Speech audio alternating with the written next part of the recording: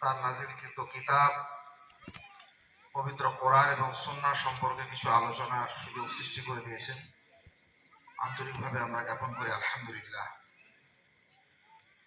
অনেক দরুদ সালাম বিবর্ষিত হোক নবী মুহাম্মদ রাসূলুল্লাহ সাল্লাল্লাহু আলাইহি সাল্লামের উপর, যা রেখে যাওয়া সুন্নাহ আদর্শ এসবের প্রতি গভীর ভালোবাসা এবং আনুগত্য রেখে আমরা এখানে বসতে আসতে আলোচনা শুনতে অনুপ্রাণিত হয়েছি। আল্লাহুম্মা সাল্লি আলাইহি আল্লাহুম্মা বারিক আলাইহি। অনেকটা সময় ব্যয় করে রাত জেগে যে সমস্ত ভাইয়েরা আমার সামনে বসে রয়েছেন, তাদের প্রতি আমার সর্বশেষ কৃতজ্ঞতা। আপনারা বসে না থাকলে আমি কিছু বলতে পারতাম না। কোথায় বলবো, ফাঁকা মাঠে তো বলা যায় না। আমি আসার জন্য যদি আপনাদের বিন্দুবৎ কোথাও কৃতজ্ঞতা থাকে, আপনারা এসে বসেছেন এতটা সময়, এর জন্য অজস্র অসংখ্য কৃতজ্ঞতা জ্ঞাপন করি। আল্লাহ আপনাদের জাযায়ে খাইর দিন, আল্লাহুম্মা আমিন। বক্তা আমাদের সমাজে আলহামদুলিল্লাহ অনেক কিছুর অভাব থাকলেও এটির অভাব এখনো ঘটেনি। একটা স্টেজ আর কিছু যদি মোটা অঙ্কের টাকা পয়সা নজরানা দেওয়া হয়, প্রচুর পাওয়া যায়। এটি খারাপ জিনিস নয়, কল্যাণের জিনিস। দিন শেখার জানার সুযোগ আল্লাহ সুবহানাহু ওয়া তাআলা আমাদের কাছে রেখেছেন। আপনারাও সেই সুযোগকে কাজে লাগিয়ে বিশিষ্ট আলেমদের উপস্থিতিতে একটা সভা করেছেন। আমি আমার সামান্য ক্ষুদ্র জ্ঞান দিয়ে দু চারটি কথা বলবো। আমার তৌফিক ইল্লা বিল্লাহ, আলাইহি তাওয়াক্কালতু ইলাইহি উনীব। কথা শুনে আপনাকে উপকৃত হতে হবে, আর এই উপকৃত হওয়ার জন্য আল্লাহ সুবহানাহু ওয়া তাআলা শর্ত আরোপ করেছেন, আল্লাযীনা ইয়াসতামিউনাল কাওল। যখন কোনো কথা হয় যারা মন দিয়ে শোনে, আর কি ইয়াসতামিউনা আহসানাহু, তার উৎকৃষ্ট অংশ, গুরুত্বপূর্ণ বিষয়, সঠিক জিনিসগুলি জীবনে বাস্তবায়ন করে, কাজে লাগায়। এরাই হচ্ছে উলাইকা আল্লাযীনা হাদাহুমুল্লাহ, এরা হচ্ছে হিদায়াতের যোগ্য। তাহলে কি জানলাম? অনেক কথা আলোচনা হবে, সেই কথা যদি আমি মনোযোগী শ্রোতা হয়ে শুনি আর আমার জীবনে কাজে লাগাই, তবে আমি উপকৃত হতে পারবো। সেজন্য যে কোনো কথা শোনার সময়ে আমাদের গভীর মনোযোগ, মনোনিবেশ সেখানে কাজে লাগানো এবং সেই শুদ্ধ কথাগুলো জীবনে বাস্তবায়ন করা। আল্লাহ সুবহানাহু ওয়া তাআলা আমাদের প্রত্যেককে তৌফিক দিন, আল্লাহুম্মা আমিন। মানুষের একটি স্বভাব, আমি আপনি আমরা সকলেরই। মানুষের কান খুব অদ্ভুত দুটি যন্ত্র। সেই কান শুধুই নিজের প্রশংসা শুনতে চায়। আমাকে বললে ভালো বক্তা, সাহিত্যকে বললেন বড় মৌলানা, কাউকে বললেন ভালো লেখক, খুব খুশি। যখনই আমার কেউ নিন্দা করবে, ত্রুটি ধরে দেবে, তখনই এই কান বিগড়ে যাবে। এই কানের কাজই হচ্ছে শুধু নিজের প্রশংসা শোনা আর অপরের নিন্দা মন্দ শোনা। এটা মুমিনের হওয়া উচিত নয় বা হবে না, ইনশাআল্লাহ তাআলা আজিজ। মুমিনরা সেখান থেকে অনেক দূরে থাকে। এই কান যদি হয়, তাহলে আমরা কথা শুনে কিন্তু উপকৃত হতে পারবো না। নিজের কান দুটিকে প্রস্তুত রাখতে হবে যে কথা যত ভালোই লাগুক, কথা যদি সত্য না হয় তাহলে সেটাকে যেন আমরা বর্জন করি। আর যত তিক্তই মনে হোক না কেন, যদি বুঝি যে কথাটা সত্য, আমরা তো তাই করি। ওষুধকে তো জানি যে তেতো, তারপরেও তো কোনো রকমের চোখ কান বন্ধ করে গিলে খাই। এই জন্য খাই যে এর মধ্যে কল্যাণ রয়েছে। যদি বুঝতে পারলেন যে এটা পবিত্র কোরআনের, আমাদের পূর্ববর্তী আলোচক খুব গুরুত্বপূর্ণ বিষয় নিয়ে কথা বলছিলেন, রেফারেন্স দিয়ে বললেন এটা কোরআনে আছে, এটা সুন্নাতে আছে, নবী সাল্লাল্লাহু আলাইহি ওয়াসাল্লাম বলেছেন, আল্লাহ বলেছেন। আপনি স্পষ্ট হলেন, সেটা তেতো মনে হলে কিন্তু আমাকে মেনে নিতে হবে। আমাদের সমাজে সাধারণত প্রচলিত বক্তারা এই ব্যাপারটা, মানুষের এই কানের দুর্বলতাটা বুঝে নিয়েছে। সেই জন্য মানুষকে কোন জিনিস ভালো লাগে সেটা তাদের হাতের মুঠোয়। এমন অপ্রাসঙ্গিক বিষয় যা নিয়ে আপনাদের কোনো সম্পর্ক নেই, আমেরিকা নিয়ে কথা বলছে, ওই ইসরায়েল নিয়ে একটা গল্প বলছে, আরো কোনো মাঝারি কোনো দ্বন্দ্বের কথা বলছে। লোককে গালমন্দ করলে মানুষ কিন্তু কান খুলে শুনবে। আর আমি যখন সরাসরি আপনাকে বলবো, তখন মনে হয় এই লোকটাকে নিয়ে আসা হলো, নিয়ে এসে আমাদেরকে নিন্দা বন্ধ করে চলে গেল। আমাদের কানকে, এটা আজকে বলে নয়, সব সময়ের জন্য, জুমার খুতবায় হোক, আলেম আমাদের যে কোনো মাহফিলে হোক, মাদ্রাসার কোনো আলেমের কাছে কিছু জানতে গিয়ে হোক, তিনি কাজে যদি আমি উপকৃত হতে চান, তাহলে কান দুটোকে প্রস্তুত রাখতে হবে। এই জন্য যে আমি শুনবো কোরআন সুন্নাহর কথা, যত তেতো হবে আর যত কঠিন মনে হোক না কেন, কথাটা যদি সত্য হয়, কি আমরা কখন বলো ইনশাআল্লাহ। হ্যাঁ, আর যতই ভালো লাগো, এসে বেরেলিদেরকে গাল দিয়ে যাচ্ছে, ওই কাদিয়ানীদের নামে 14 গোষ্ঠীর উদ্ধার করে দিচ্ছে, ওর কোনো লাভ নেই। ওর কি শুনে লাভ হলো? কি লাভ হচ্ছে? যে কথার সঙ্গে আমার সরাসরি কোনো সম্পর্ক নেই, যে জিনিসের ভালো মন্দের সঙ্গে আমার কাজকর্মের কোনো ধরনের সংযোগ নেই, শুনে আমার কি লাভ? আমার নিজের জন্য, আমার নিজের পরিবারের জন্য, আমার নিজের সোসাইটির জন্য কতটা কাজ করার জন্য আমি উদ্বুদ্ধ হতে পারছি কোন কথাতে, সেই কথা যদি তেতো হয়, ইনশাআল্লাহ তাআলা রাজি, তবু আমরা শুনবো। আল্লাহ যেন আমাদের সেই তৌফিক দিন, আল্লাহুম্মা আমিন। একটা একটা করে বলি। প্রথম কথা হচ্ছে, ভাই, হায়াত মত মানুষের কখন কি আছে আল্লাহ ভালো জানেন। বহু জায়গাতে বলে দিয়েছি, আপনাদেরকে বলে যাই, এই যে রাতের দীর্ঘ সময় যদি আমরা প্রোগ্রাম করছি, এই কাজটি আমি কোনো ফতোয়া নয়, ফতোয়া দেওয়ার আলেম এখানেই রয়েছেন, আমার বিশিষ্ট সহকর্মী আছেন, সব ভাইরাই মোটামুটি চেনা। আলহামদুলিল্লাহ, এই গ্রামে নয় নয় করে আলেমের সংখ্যাও নেহাত কম নয়। তারা বলবেন এই কাজটি করবেন না, এটা খুব একটা ভালো কাজ। মানে কি করব? দিনের কথা আলোচনা করবেন, দিনের আলোতে। রাতের অন্ধকারকে বেছে নেবেন না, কারণ এটা নবী সাল্লাল্লাহু আলাইহি ওয়াসাল্লামের যুগে এরকম ছিল না। দিনের আলো থেকে রাতের অন্ধকারকে আমরা কি করে বেছে নিলাম? এই যে জলসা জলু 12টা 1টা 2টো পর্যন্ত হচ্ছে না, এসবগুলো এসেছে ইতিহাসের এক কঠিন জায়গা ধরে। সেসব ইতিহাস বললে তো আমার মূল কথা বলা হবে না, শুধু এইটুকু পরামর্শ দিয়ে যে ভালোবেসে, যে ভাই, দিনের আলোতে করুন। নবী সাল্লাল্লাহু আলাইহি ওয়াসাল্লাম কি করেছিলেন? পাবলিক প্লেসে যখন কোনো কথা বলার দরকার হয়েছে, যতগুলো ক্ষেত্র, দিনের আলোতে, প্রকাশ্য দিবালোকে। জুমার খুতবা দিনের আলোতে, সাফা পাহাড়ের নিচে বক্তব্য দিনের আলোতে, বিদায় হজের বক্তব্য দিনের আলোতে, মক্কা বিজয় হয়েছে দিনের আলোতে। নবী সাল্লাল্লাহু আলাইহি ওয়াসাল্লাম লোকজন জমা করে যত কথা জীবনে বলেছেন, রাতের অন্ধকারকে বেছে নেন। যখন শত্রু ছিল নানা রকমের, পাহাড়ের গুহাতে গিয়ে আকাবাতে শপথ নিয়েছিলেন মাত্র কয়েকজন লোককে নিয়ে, সেটা শপথ বাক্য ছিল, আলাদা কথা। কিন্তু এই যে জনসমাগম ঘটিয়ে, কারণ এতে অনেকগুলো ক্ষতি, একটা ক্ষতি নয়, অজস্র ক্ষতি। বিদ্যুৎ, এই সময় অপচয়, রাতের ঘুম নষ্ট, শিশুদের কষ্ট, প্রতিবেশী কোনো মানুষ অসুস্থ থাকলে রাতের ঘুমে তার অসুস্থ, হাজার রকমের। ফজরের সালাত আদায় করতে আপনার অসুবিধা, যে বলছে তারও অসুবিধা, হাজারো করে কোনো লাভ নেই। আমরা একটা সংগঠনে কাজ করি, আলহামদুলিল্লাহ। আমাদের সাংগঠনিক রাজ্য মহাসম্মেলন হয়েছিল, 1 থেকে 1.5 লক্ষ লোকের সমাবেশ। রাত 10টার আগে আমরা বন্ধ করে দিয়েছিলাম। বড় বড় আমাদের দেশে স্কলাররা এসেছিলেন, কোনো অসুবিধা হয়নি। মানুষের কাছে কিছু শোনার জন্য নবী মুহাম্মদুর রাসূলুল্লাহ সাল্লাল্লাহু আলাইহি সাল্লাম একালা বেদাত, হারাম, নাজায়েজ এসব কথা আমার বলার নাই। আমরা যাকে পরামর্শ দিলাম, ভালো কাজটা ভালোভাবে নেবেন, ইনশাআল্লাহ তাআলা যদি আমরা উপকৃত হব। দিনের কথা হবে দিনের আলোতে, পাবলিক প্লেসে যেটা প্লেসমেন্ট হবে।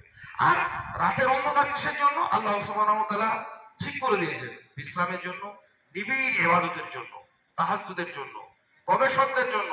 আলেম ওলামারা তাফসীর কিতাব পড়বেন, সকালবেলাতে সহিহ হাদিস বুখারী পড়াবেন, সহিহ মুসলিম পড়াবেন, তার জন্য মোতালা করবেন, তার জন্য। এই জন্য রাত নির্দিষ্ট একাকিত্বে ইবাদতের, পড়াশোনার, ধ্যানমগ্ন হওয়ার এই সময়। আর জনগণকে জড়ো করে যখন কোনো কথা বলতে হবে, তখন আমরা দিনের আলোকে ব্যবহার করব, ইনশাআল্লাহ তাআলা আজিজ। আমরা তার মধ্যে অনেক কল্যাণ রয়েছে, উপকার রয়েছে, রাসূল সাল্লাল্লাহু আলাইহি সাল্লামের রেখে যাওয়া সুন্নাহ রয়েছে, এবং অনেকগুলো ক্ষতি থেকে বেঁচে থাকার উপকরণ রয়েছে। আল্লাহ আমাদেরকে তৌফিক দিন, আল্লাহুম্মা আমিন। দ্বিতীয় কথা, আমরা মানুষ এই পৃথিবীর একটা প্রাণী, অনেক প্রাণী আছে, গরু, ছাগল, হাঁস, মুরগি। মানুষ একটা বিশিষ্ট প্রাণী, সব থেকে সর্বোন্নত প্রাণী, সব থেকে গুরুত্বপূর্ণ প্রাণী। এবং মানুষের জন্যই গোটা পৃথিবী যাবতীয় বস্তু সম্ভার, সৃষ্টি সম্ভার আল্লাহ সৃষ্টি করেছেন। খালাকালাকুম মা ফিল আরদি জামিয়া। তো মানুষ হিসাবে যারা আমরা এই পৃথিবীতে বাস করছি, 700 কোটি 800 কোটি মানুষ, এই পৃথিবীটা আমাদের চিরন্তন আদর জায়গা নয়, আমাদের চিরন্তন ঠিকানা, আমাদের বাপ যেখান থেকে এসেছিলেন সেইখানটা, সেটার নাম জান্নাত। জাহান্নামও নয়, জাহান্নাম মানুষের বিকল্প ঠিকানা। জান্নাতে যাওয়ার অযোগ্য মানুষদের যাওয়ার জায়গা, প্রকৃত ঠিকানা নয়। প্রকৃত ঠিকানা সেটাকে বলা হয় যে জায়গা থেকে তারা আসে সেইটা। আমাদের বাপ আদম আলাইহিস সালাতু ওয়াস সালাম জান্নাত থেকে এসেছিলেন। মানুষের চিরন্তন ঠিকানা আসলে জান্নাত। পৃথিবীতে যে আমরা বসবাস করছি, এই পৃথিবীটা আমাদের প্রকৃত ঠিকানা নয়। এই পৃথিবীর চিরস্থায়ী বাসিন্দা হচ্ছে গরু, ছাগল, হাঁস, মুরগি, কুকুর, বিড়ালেরা। এই জন্য এই পৃথিবীতে এরা বহাল তবিয়তে বাস করে, বেপরোয়া হয়ে বাস করে। আমরা পারি না। বৃষ্টিতে ভেজে গরু, ছাগল, হাঁস, মুরগি কোনো অসুবিধা হয় না, ছাতা ব্যবহার করতে হয় আমাকে। রোদে সারা সারা দিন একটা ছাগল মাঠে চড়ে বেড়াচ্ছে, ছাতার দরকার হয় না। আপনি পারবেন না, আমি পারবো না। পৃথিবীর কোন একটা ব্যবস্থাপনার সঙ্গে মানুষ নিজেকে অভিযোজিত করতে পারেনি। এত কাল তো হয়ে গেল, পারলাম না, কারণ এটা আমার জায়গা নয়। এখানের আমি প্রকৃত বাসিন্দা নই। এর আদি বাসিন্দা অন্যান্য প্রাণীরা, সেই জন্য তারা বহাল তবিয়তে থাকছে, এবং যে যেখানটায় থাকছে সে সেখানটাতে আনন্দেই থাকছে। যে পাহাড়ে বাস করে সে প্রাণী পাহাড়েই থাকতে ভালোবাসে, নদীতে যে থাকে সে নদীতেই থাকে, সে বিদ্রোহ করে না যে আমি ডাঙ্গাতে যাবো। মানুষ নদীতে গেল, পাহাড় কাটলো, বন কাটলো, জঙ্গল কাটলো, ইলেকট্রিসিটি তৈরি করলো, এসি করলো, পাখা বাতাস খেলো, কোনো কিছুতেই মানুষের শান্তি নেই। পৃথিবীর সব সব প্রাণী খেতে পেলে, শুতে পেলে, ঘুমোতে পেলে শান্তিতে বাস করতে পারে। মানুষের মানুষ যে এই গ্রহের নয়, তার বড় একটা অকাট্য প্রমাণ। এ নিয়ে একটা খ্রিস্টানের খুব ভালো লেখা বই আছে, মজার বই, যে মানুষ এই গ্রহের নয়। লক্ষ লক্ষ কোটি কোটি কপি বিক্রি হয়েছে। সত্য সত্যই মানুষ কোনো কিছুতেই শান্তি পায় না। আকাশে উঠলো, চাঁদে গেল, কোথায় গেল কোথায় গেল, কেন শান্তি পায় না জানেন? ও নিজের জায়গাতে পৌঁছতে পারে। জান্নাত যাওয়া ছাড়া, জান্নাতে পা রাখার আগে মানুষ প্রকৃত শান্তি পেতে পারে না। কেউ যদি বলেন আমি মহা শান্তিতে আছি, মিথ্যা কথা, সত্য নয়। প্রকৃত শান্তি, চিরন্তন শান্তি একজন মানুষ তখনই পাবে যখন সে জান্নাতে যাবে, কারণ ওইটাই তার আদর ঠিকানা, ওইটাই তার জায়গা। আমাদের হৃদয়ে, প্রতিটি মানুষের হৃদয়ে সেই জন্য জান্নাত যাওয়ার একটা দুর্নিবার আকাঙ্ক্ষা, লোভ, ভালোবাসা বিরাজ করে। আমরা মুখে স্বীকার করি আর নাই করি, হিন্দু, মুসলিম, খ্রিস্টান, জৈন, পাদ্রী, বৌদ্ধ, ওসব বলে কথা নয়। সবাই দেখবে উপরে গিয়ে সুখে থাকতে চায়, এরকম একটা কামনা করে, যেতে চায় কিন্তু যেতে পারে না সকলে। কারণ সেই পথে হাঁটতে চায় মানুষ, যেতে চায় মানুষ, কিন্তু সে পথে সহজে হাঁটতে চায় না। আল্লাহ পাক রব্বুল আলামিন দয়া করে ভালোবেসে আদম আলাইহিস সালামকে যখন জান্নাত থেকে পৃথিবীতে পাঠিয়েছিলেন, আবার তার সন্তানেরা কি করে জান্নাতে যেতে পারে, ওটা তো প্রকৃত ঠিকানা, তার জন্য পথ পদ্ধতি বলে দিয়েছেন। ফাইমাইয়াতিয়ান্নাকুম মিন হুদান ফামান তাবিআ হুদায়া ফালা খাউফুন আলাইহিম ওয়ালা হুম ইয়াহজানুন। আমাদের বাপ আদম যখন জান্নাত থেকে নেমে এলেন না, দুটো জিনিসের সঙ্গে তিনি পৃথিবীতে পরিচয় হলেন নতুন করে। কটা জিনিসের সঙ্গে? দুটো, মনে রাখবে। এই জিনিস দুটি জান্নাতে তার জানা ছিল না, পৃথিবীতে এসে খবর পেলেন। একটা জিনিসের নাম হচ্ছে দুঃখ, আর একটা জিনিসের নাম হচ্ছে ভয়। জান্নাতে দুঃখ কি? খাচ্ছে খাচ্ছে ঘুরে বেড়াচ্ছে, দুঃখের কি আছে? আর ভয়ের তো কোনো কারবারই নেই। পৃথিবীতে এসে ভয়টা কিসের? দুঃখ, বেদনার, ভয়ের দুটো আলাদা ব্যাপার আছে। ভয়ের সঙ্গে সম্পর্ক যে ভবিষ্যতে আগামীতে হবে, এটার জন্য ভয়। আর দুঃখ মানে হচ্ছে অতীতের কিছু হারানো হয়ে গেছে, কিছু পাওয়ার ছিল পেলাম না, কেউ গালমন্দ করে গেল, কেউ মেরে মারধর করে গেল, কেউ আমার জমি সম্পত্তি নষ্ট করে গেল, এগুলো হচ্ছে দুঃখের কারণ। আর ভয় মানে হচ্ছে ভবিষ্যৎ, এখানে আমি কি করে বাঁচবো, ওটা আমি কি করে পার হবো, ওখানে আমি কি করে যাব, কালকে আমি কি খাবো, ইত্যাদি ইত্যাদি। তো আদম আলাইহিস সালাম এসে দুটি জিনিসে করে জর্জরিত হয়ে পড়লেন, এক দুঃখ আর এক ভয়। দুঃখটা কিসের? দুঃখটা কিছু বুঝতে পারছেন না? মানুষ সামান্য কিছু হারাইলে দুঃখে বেদনায় অস্থির হয়ে পড়ে। সামান্য একটু জমি চাষ করতে গিয়ে যদি ক্ষতিগ্রস্ত হয়, মানুষের দুঃখ হয়। মানুষের যদি একটা চাকরি চলে যায়, পাওয়া চাকরি, অনেকে ভাইয়ের চলে যাচ্ছে বিভিন্ন কারণে, আহা, দেখা হলে হাওয়া করে কেঁদেবে যে ভাই চাকরির জন্য এত টাকা পয়সা ব্যয় করলো, ভাই আমার কি হলো, কি হবে।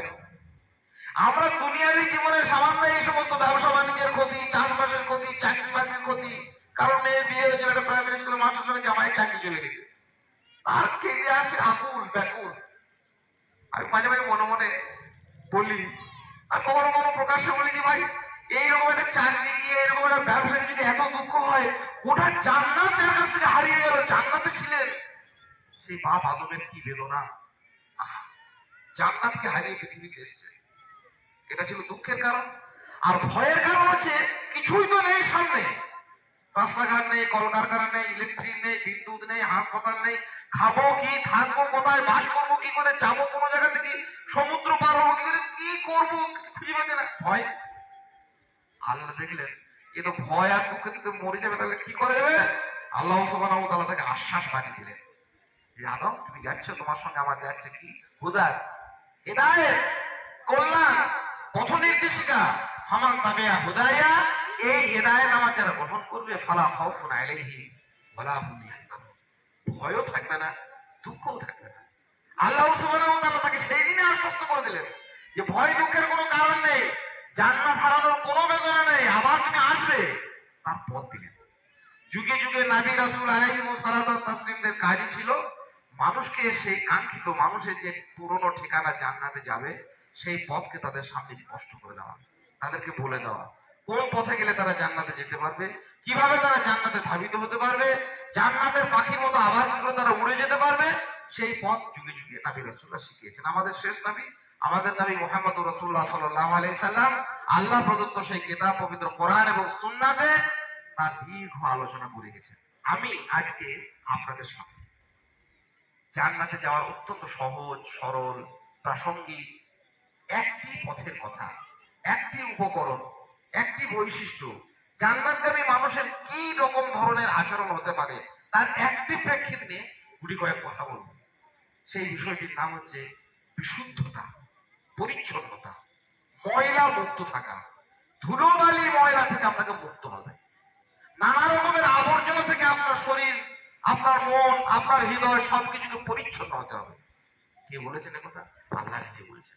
আর আল্লাহ বলার আগে আপনি আর একটা কথা শুনে রাখুন, জান্নাত এমন একটা জায়গা আমরা যেতে চাই, শুধু এইটুকু নিজের মনে মনে করবেন যে জান্নাতটা কেমন, পরিচ্ছন্নতা, বিশুদ্ধতার, পরিশুদ্ধির, সৌন্দর্যের, সৌকর্যের, সৌগন্ধের শেষ কথা হচ্ছে জান্নাত। দূষণ নেই, ময়লা নেই, ট্রেন নেই, আবর্জনা নেই, কিছু নেই, পলিউশন নেই, কিছুই নেই, শুধুই সৌন্দর্য আর সৌন্দর্য, শুধুই সুগন্ধ আর সুগন্ধ। এইরকম একটা জান্নাতে যাবো আমি কি করে যদি আমার গায়ে ময়লা লেগে থাকে? ভালো করে মনে রাখবেন, পৃথিবীতে মানুষের একটা স্বভাব আছে, কোন জায়গা থেকে কোন জায়গায় যেতে গেলেই আমরা পরিষ্কার হই। স্থানান্তরিত হওয়ার জন্য মানুষ পরিচ্ছন্নতাকে বেছে নেয়। আমাদের মা বোনেরা যখন এমনকি মায়ের বাড়ি যায়, কাঁদতে কাঁদতেও নিজের ছেলে মেয়ের মাথায় হাত বুলিয়ে একটু পানি দিয়ে একটু তেল দিয়ে পরিষ্কার করে দিয়ে মুখ মুছিয়ে দিয়ে, কোথায় যাবে গো? আমাদের অমুক মারা গেছে গো, মাটি দিতে যাবো বা দেখা করতে যাবো। কি করে করে, কেন করে জানেন? করার একটা অভিলাষ হচ্ছে এটা যে মানুষ নিজেকে অপরিচ্ছন্ন হিসাবে কোনো অপরিচিত জায়গাতে উপস্থাপিত করতে চায় না। ইলাম বাজার গেলে জামাটা থাকে কিরকম ময়লা হয়েছে, আর একটু যদি বোলপুর বা হাওড়া হুগলি যায় আরো একটু পরিচ্ছন্ন, জামাটা ইস্ত্রি করা নেই গো, বাইরে যাবো। জান্নাত যাবে একটা মানুষ আর গায়ে ময়লা, দুর্গন্ধ, আবর্জনা, ট্রেনের একবার কৃমি কীট সব কিলবিল করছে, এটা তো হতে পারে না। এটা তো স্বাভাবিক কথা, এটা কেউ না বলে দিলেও আপনার মস্তিষ্ক তো বলবে। এত ময়লা নিয়ে এত সুন্দর জায়গাতে যাবেন কি করে? সামান্য একটা বাজার যেতে গিয়ে, আমার একটা অফিস যেতে গিয়ে, স্কুল যেতে গিয়ে, মাদ্রাসা যেতে গিয়ে, জালসায় যেতে গিয়ে আমরা নিজেদের দিকে তাকাচ্ছি, গায়ে ময়লা থাকলে যেতে পারবো না, এই নোংরা জামাটা পরবো না, একটা ভালো জামা পরি, এই জুতোটা পরবো না, একটা অন্য জুতো পরি। আর জান্নাতে যাবো তো ময়লা নিয়েই যাবো, এই বোধ বুদ্ধি, এই দেখো নির্বুদ্ধিতা ছাড়া, চরম মূর্খামি ছাড়া, পাগলের প্রলাপ ছাড়া এটা কি কখন হয়? আল্লাহ বলে দিচ্ছেন কাদ আফলাহা মান তাযাক্কা, তারা মুক্তি পেয়েছে জাহান্নামের আগুন থেকে, সমস্ত রকমের বিপদ আপদ থেকে, কারা? যারা নিজেকে পরিশুদ্ধ করেছে। যুগে যুগে নবী রাসূলরা এসেছিলেন পৃথিবীতে এই কারণে, ওয়াল্লাযী বা'আসা ফিল উম্মিয়িনা রাসূলাম মিনহুম ইয়াতলু আলাইহিম আয়াতিহি ওয়া ইউযাক্কিহিম, পরিচ্ছন্ন করতে এসেছিলেন, পরিষ্কার করতে এসেছিলেন, সংস্কার করতে এসেছিলেন। ময়লা দূরীকরণ করা ছিল নবী রাসূলের একটা কাজ, শুধু কোরআন তেলাওয়াত করে শুনিয়ে দেওয়া নয়, তাদেরকে সংস্কার করা, ময়লা আবর্জনা দূর করা। তাহলে নবীর এই কাজ করার জন্য এসেছিলেন। আল্লাহ সুবহানাহু ওয়া তাআলা আমাদেরকে স্পষ্ট জানান দিলেন যে আমার এখানে আসতে গেলে তাদেরকে পরিশুদ্ধ হতে হবে। যারা পরিশুদ্ধ হয়েছে, বিশুদ্ধ হয়েছে, ময়লা থেকে সরিয়ে নিয়েছে নিজেকে, তারা জান্নাতে আসতে পারবে। কি কি ময়লা থেকে আমরা পরিষ্কার হব বা কেমন করে হব, একটা একটা করে বলবো ইনশাআল্লাহ তাআলা। প্রথম আবর্জনা হচ্ছে, প্রথম ময়লা হচ্ছে, এই ময়লাকে আপনাকে দূর করতেই হবে, সেটা হচ্ছে ইলমের, জ্ঞানের, বুদ্ধির। আমরা সবাই নিজেকে বুদ্ধিজীবী বলে মনে করি। আলহামদুলিল্লাহ সবাই, প্রতিটি মানুষ আসলে সত্যিই বুদ্ধিজীবী। বুদ্ধিজীবী বলে আলাদা কোনো সম্প্রদায় না। যিনি চাকরি করেন তিনি বুদ্ধিজীবী, আর মাঠে যিনি চাষ করছেন তিনি বুদ্ধিজীবী না। চাষ করতে বুদ্ধি লাগে না, এটা কোনো পাল্প কথা বলে, ওসব লোকের অন্য লোকের কথা। প্রতিটি মানুষই আসলে ব্যক্তিগতভাবে একজন বুদ্ধিজীবী প্রাণী। এই বুদ্ধিটাকে, জ্ঞানটাকে যদি আমরা পরিষ্কার না করেন, পরিষ্কার করা মানে আল্লাহ সুবহানাহু ওয়া তাআলা যে জ্ঞান মানুষকে অর্জন করতে বলেছেন সেই জ্ঞান অর্জন করা। যে জ্ঞান দিয়ে আমি নিজেকে পরিষ্কার হবো, মানে উজু করে পরিষ্কার হয়, পানি দিয়ে পরিষ্কার হয়, তায়াম্মুম করে পরিষ্কার হয়, মাটি দিয়ে পরিষ্কার হয়। তো পরিষ্কার করার জন্য আমাকে জ্ঞানটা অর্জন করতে হবে। তো শুধু পানিতে ঢেলে নিলে পরিষ্কার হবে না, শুধু তো ধুলো মাথায় মাখিয়ে নিলে তো তায়াম্মুম হবে না। যে জ্ঞানটা দিয়ে আমি পরিষ্কার হব, পরিচ্ছন্ন হব, জান্নাতে যাওয়ার যোগ্যতা অর্জন করব, সেই জ্ঞানটাই আমার হচ্ছে অপরিচ্ছন্ন। আমার বাপ করেছিল সেই জন্য আমি করি, আমার দাদুরা করে সেই জন্য করি, ও পাড়া মনীষা বলেছিল বলে আমি করি, আমাদের অমুক যুগের কিছু লোক বলে গেছিল বলে করি। এই ধরনের নিষিদ্ধ কাজকর্ম থেকে সরে এসে সঠিক জ্ঞান অর্জন করা, তার উৎস পবিত্র কোরআন এবং সুন্নাহ। আর তার মূল প্রেক্ষিত নবী মুহাম্মদ রাসূলুল্লাহ সাল্লাল্লাহু আলাইহি সাল্লাম বলেছেন, আল্লাহুম্মা ইন্নী আসআলুকা ইলমান নাফিয়া, হে আল্লাহ আমাকে ওই জ্ঞান দাও যে জ্ঞান কল্যাণ করে। আল্লাহুম্মা ইন্নী আউযু বিকা মিন ইলমিন লা ইয়ানফাউ, হে আল্লাহ ওই জ্ঞান থেকে তোমার কাছে পানা চাই যে জ্ঞান আমার উপকার করে না। অনেক বুদ্ধি, অনেক জ্ঞান, অনেক বক্তব্য শুনেছে, তিন না তিনটে বড় বক্তব্য শুনেছে। ফরজ সালাত আদায় করতেও জানে না, ফরজ গোসল করতেও জানে না। জ্ঞানের এই ত্রুটি মানুষকে জান্নাতে যাওয়ার একটা চূড়ান্ত বাধা।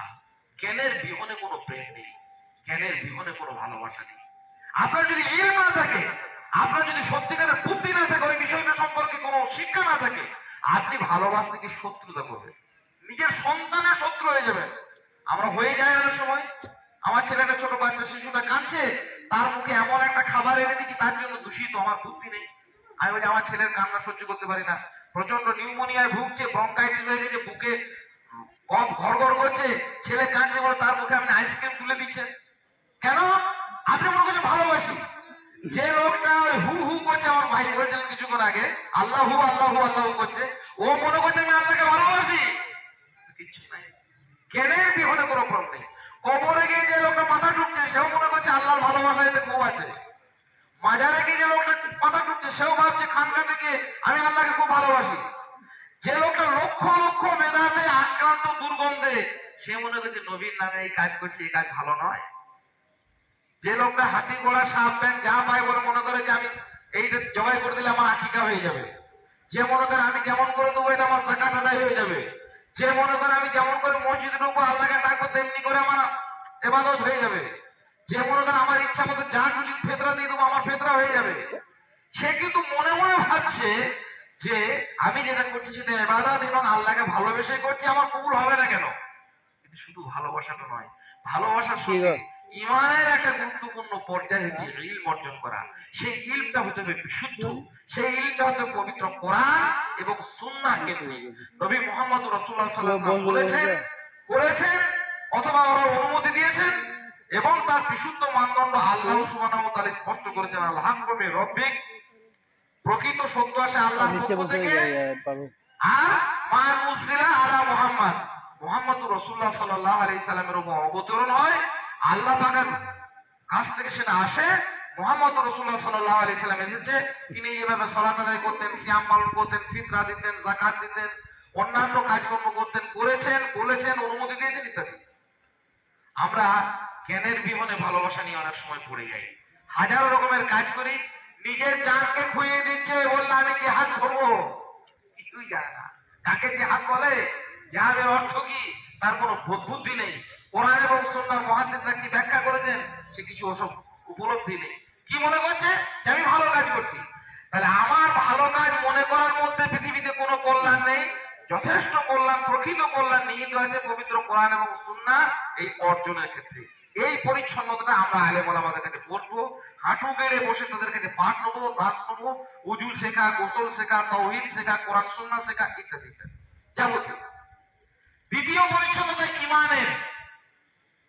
আল্লাহ সুবহানাহু ওয়া তাআলা স্পষ্ট করে আল্লাযীনা আমানু ওয়া লাম ইয়ালবিসু ঈমানাহুম বিযুলমিন উলাইকা লাহুমুল আমন।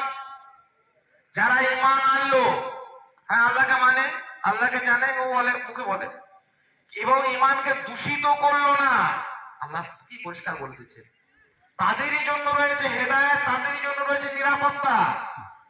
জান্নাতে যাব বলছি মুখে, কিন্তু আল্লাহ সুবহানাহু ওয়া তাআলা স্পষ্ট করলেন যে নিরাপত্তা এবং হেদায়েত কেবলমাত্র তাদেরই জন্য যারা কি করেছে, ঈমান আনার পর তাকে আর সেটাকে দূষিত করে। কিভাবে ঈমান দূষিত হয়, ঈমানের ময়লা কিভাবে দূর করতে হয়, খুব একটা সহজ সরল কথা বলে রাখেন। পৃথিবীর সঙ্গে জান্নাতের এটা একটা বড় পার্থক্য। জান্নাতে যে কোনো জিনিস যা আছে নিজের রূপে স্বাভাবিক অবস্থায় সেটা চিরকাল থেকে যাবে। মানে জান্নাতে একটা বাগান আছে, তো বাগানটা ওই রকমই থাকবে। পৃথিবীটা তার উল্টো। পৃথিবীতে আপনি একটা বাগান করবেন, 10 দিনে জায়গা 20 দিন আর সেখানে আসবেন না, বাগানটা জঙ্গলে পরিণত হবে। দুনিয়ার সব জিনিস পরিষ্কার করলেন, গাড়ি পরিষ্কার হলো, বাড়ি পরিষ্কার হলো, মসজিদ হলো, মাদ্রাসা হলো, জামা কাপড় হলো, ঈমানটা পরিষ্কার হলো না। ঈমানের পরিচ্ছন্নতা নিয়ে আমার ভাই বলছিলেন তাওহীদ সম্পর্কে, আমি দু একটা কথা বলি। ঈমানের মূল পর্ব হচ্ছে প্রথম থেকে আল্লাহ পাক রব্বুল আলামিন বিষয়গুলোকে, কন্টেন্টগুলোকে বেঁধে দিয়েছেন। আল্লাহর উপর ঈমান, মুহাম্মদুর রাসূলুল্লাহ সাল্লাল্লাহু আলাইহি ওয়াসাল্লাম সহ যুগে যুগে নবী রাসূলদের উপর ঈমান, কিতাব সমূহের উপর ঈমান, আখিরাতের উপর ঈমান, আরো অন্যান্য যে সমস্ত বিষয়, তাকদীরের উপর ঈমান। এই ঈমানটা আমার বিশুদ্ধ কিনা আমি নিজেই উপলব্ধি করতে পারবো একটা একটা করে কথা শুনে। আল্লাহ সুবহানাহু ওয়া তাআলার ঈমান আনার অর্থ কি? আল্লাহ সুবহানাহু ওয়া তাআলার উপরে ঈমান আনা, এটার অর্থ কি? প্রথম অর্থ হচ্ছে যে আল্লাহকে, তার প্রথম শর্ত হচ্ছে আল্লাহকে জানা, আল্লাহকে চেনা। খুব ভালো করে মনে রাখবেন, ঈমানের কি ত্রুটি, ঈমানের কি বিচ্যুতি, ঈমানের কি ময়লা জমে যায়। আমি সারা জীবন বলছি আল্লাহু আকবার, আল্লাহ সবচেয়ে বড়, খুব ভালোবাসার কথা। আমি বলছি আমি আল্লাহর উপর আমানতু বিল্লাহ, আল্লাহর উপরে ঈমান এনেছি। আল্লাহর আমি কোনো পরিচয় জানি না। আল্লাহ কে, আল্লাহ কোথায়, আল্লাহ কি করেন, আল্লাহ কি ভালোবাসেন, আল্লাহ কি অপছন্দ করেন, এটা তাওহীদের একটা পাঠ। ভাই আলোচনা করছিলেন, সময় পেলে আরো কথাগুলো বলতেন, দু একটা কথা বলে দিই। ঈমানের প্রথম পর্ব হচ্ছে আল্লাহ সুবহানাহু ওয়া তাআলার উপরে ঈমান আনা। শাইখুল ইসলাম ইমাম ইবনে তাইমিয়া একটা কথা বলেছেন, একজন মুমিনের, একজন মুসলিমের দুটি সার্থকতা, একটা হচ্ছে পৃথিবীতে, একটা হচ্ছে আখিরাতে। পৃথিবীতে একটা মুমিনের সর্বোচ্চ সফলতা হচ্ছে সে আল্লাহকে চিনল, আর আখিরাতে সর্বোচ্চ সফলতা হচ্ছে সে আল্লাহকে দেখল। আপনি যদি পৃথিবীতে আল্লাহর পরিচয় পেলেন, আল্লাহকে জানলেন, আপনি পৃথিবীর সর্বোত্তম সফল ব্যক্তি। আর আখিরাতে যদি আল্লাহকে কেউ দেখতে পেলেন, যার আল্লাহ দিদার ঘটলো, যার নসিবে, সে আখিরাতে সফল ব্যক্তি। তাহলে একজন মানুষের পৃথিবীতে সর্বোচ্চ সফলতার মানদণ্ড হচ্ছে আল্লাহকে চেনা। চেনেন কি করেছেন? আল্লাহ সুবহানাহু ওয়া তাআলা সম্পর্কে ন্যূনতম দুনিয়ার বহু জ্ঞান, বহু ধারণা আমরা নিজের সন্তানকে চিনিয়েছি, প্রিয়জনদেরকে চিনিয়েছি, নিজেরা চিনিয়েছি। শুকনো পাতায় কার মরমের মর্মর ধ্বনি বাজে, লজ্জাবতীর সংকোচ থাকে হৃদয়ের কোন বাজে। আকাশের কাছে না নদীর কাছে গান ছিলবে শিরিনি, ঋণের কিস্তি কে করে উসুল, আমি তো তাকেও চিনি। সবুজের দামে এক মুঠো নীল কার কাছে যায় কেনা, সব চেনা হলো, বাকি রয়ে গেল রবকে চেনা তেনা। রবকে চেনা হলো না। আল্লাহ সুবহানাহু ওয়া তাআলাকে চেনার জন্য দুটি পদ্ধতি।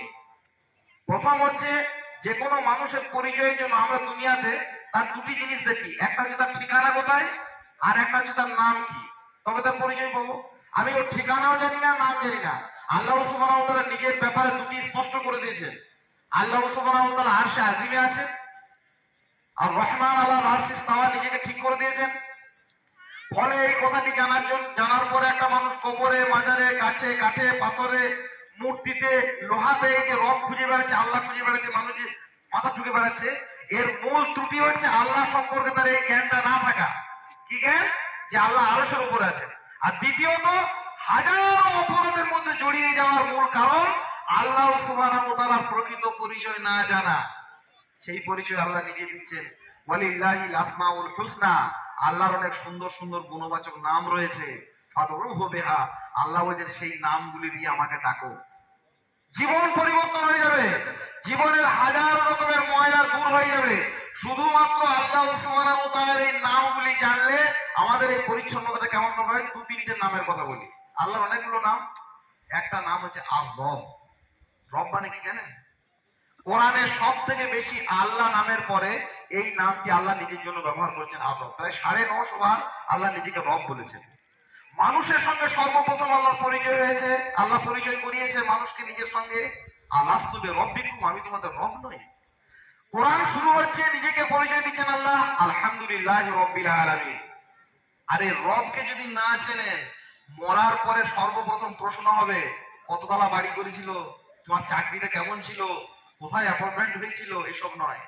মা রব্বু, তোমার রব কে ছিল? লজ্জা লাগলো না? ভয় হলো না? নিজের সন্তানকে রব চেনালাম না তো? রব চেনার অর্থটা কি? ভালো করে শোনেন।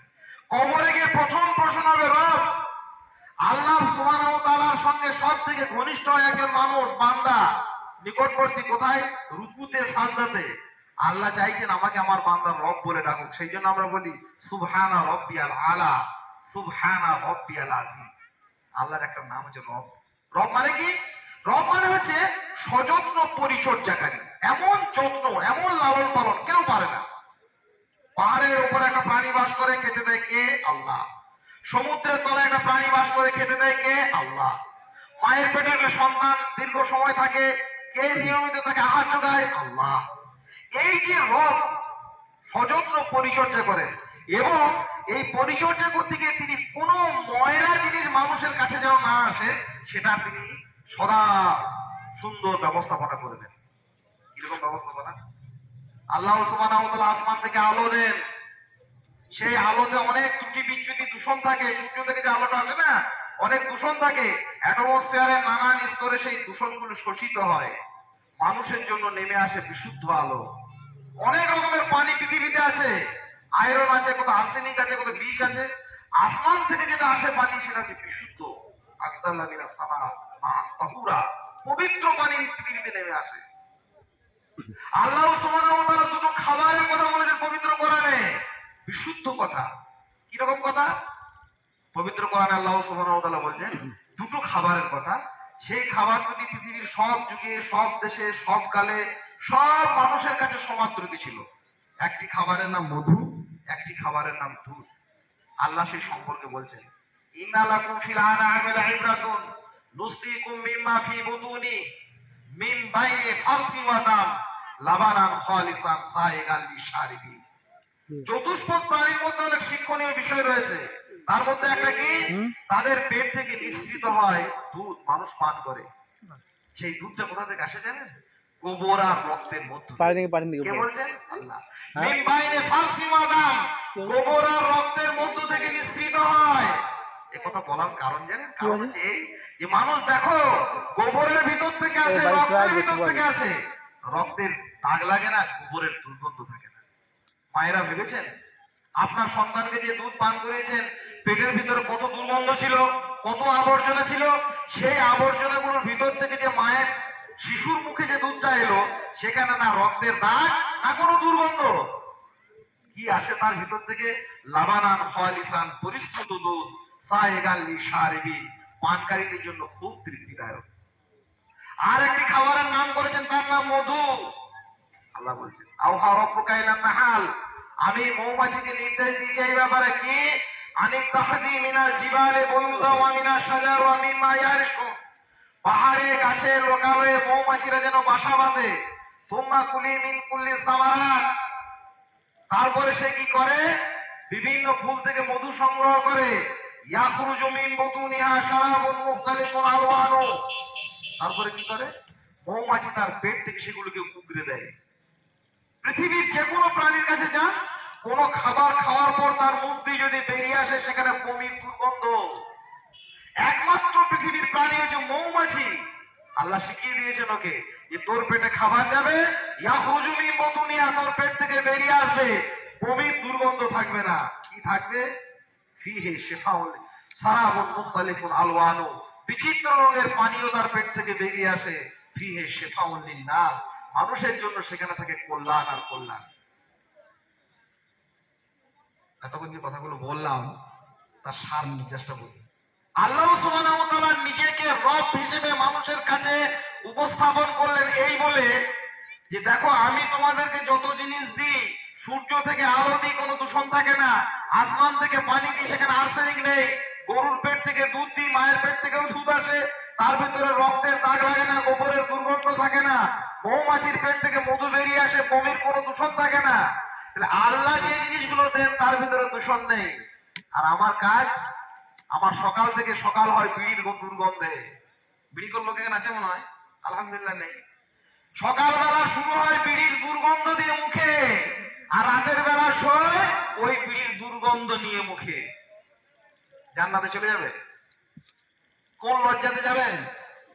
সারাটা জীবনের বুকের ভিতরে একটা হৃৎপিণ্ড পান করে প্রতিদিন কয়েকশো লিটার রক্ত, তাতে সুদ, ঘুষ, চিটিংবাজি, লোকের আত্মসাৎ করা সম্পত্তি আর বন্ধন লোনের হাজার রকমের সুদী কারবারের ঘরে ঘরে পৌঁছে দেওয়া সেই সমস্ত হারামের ক্রিমিকিট। কোন আল্লাহ? কি বলবেন? কবরে ঢুকে প্রথম প্রশ্ন তোমার রবকে। আর রবের পরিচয় হচ্ছে ওই যে রব হচ্ছে এমন এক সত্তা যিনি মানুষকে শুধু বিশুদ্ধ এবং পরিচ্ছন্ন জিনিস দেন, আর পরিচ্ছন্ন জিনিস তিনি গ্রহণ করেন। কোন ময়লা, কোন দূষণ, পৃথিবীতে দুর্গন্ধ নিয়ে পৃথিবীতে আপনি অফিসে যেতে পারবেন? দুনিয়ার কোনো ভালো জায়গাতে যেতে পারবেন? পৃথিবীর কোথাও আমরা যেতে পারবো না।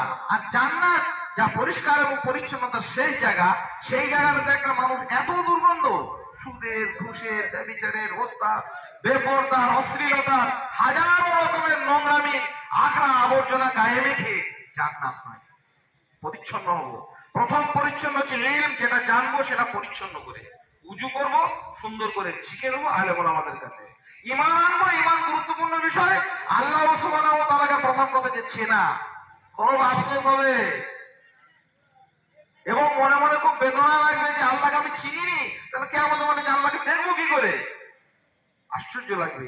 এত জিনিস পৃথিবীতে মানুষ চিনলো, দুনিয়ার এত এত জিনিস মানুষ জানলো, আর আল্লাহ সুবহানাহু ওয়া তাআলা চিনলো না। এটা ব্যর্থতা, চরম ব্যর্থতা। কাজে আল্লাহকে চেনার জন্য প্রথম আল্লাহ সুবহানাহু ওয়া তাআলা আরশে, আর আল্লাহর নামগুলো, একটা নাম হচ্ছে আর রব, একটা নাম আল্লাহর আস-সামি, আল্লাহ শোনেন। বলে এই নামটা শুনলে, এটা জানলে আমি আল্লাহকে চিনবো। হ্যাঁ, চিনবেন। আল্লাহ সুবহানাহু ওয়া তাআলা শোনেন। কেমন শোনেন? আমিও তো শুনি, আমার মতো নয়। লাইসা কামিথলিহি শাইউন, কোনো কিছুর সঙ্গে তার তাসবিহ দেওয়া চলবে না, সম্পর্ক বা উদাহরণ দেওয়া যাবে না। তিনি হচ্ছেন উদাহরণের বাইরে, তিনি হচ্ছেন কোন ধরনের উপমার বাইরে। আল্লাহ সুবহানাহু ওয়া তাআলা শোনেন আল্লাহর মতো। কেমন শোনেন? পৃথিবীতে যা কেউ শুনতে পায় না তিনি শোনেন। এই কথাটা আমরা সন্তানকে শেখাবেন, বাড়ির লোককে শেখাবেন, স্ত্রীকে শেখাবেন, মেয়ে মায়েরা ছেলেদেরকে শেখাবেন। শুধু এই কথাটা কি, যে আল্লাহ আমরা যা বলি, যা করি, যা শুনতে আমরা পাই আর আমরা পাই না, পৃথিবীতে যা কিছু উচ্চারিত হয় সব আল্লাহ শোনেন। মিথ্যা বলবে না, কিবোধ করবে না, পরচর্চা করবে না, গালাগাল দেবে না, উৎসাহভঙ্গ রটনা করবে না। হাজার রকমের পৃথিবী জুড়ে যে অপরাধগুলি নিরন্তর ঘটে চলেছে মানুষের কথায়, অসংলগ্ন কথা বলবে না।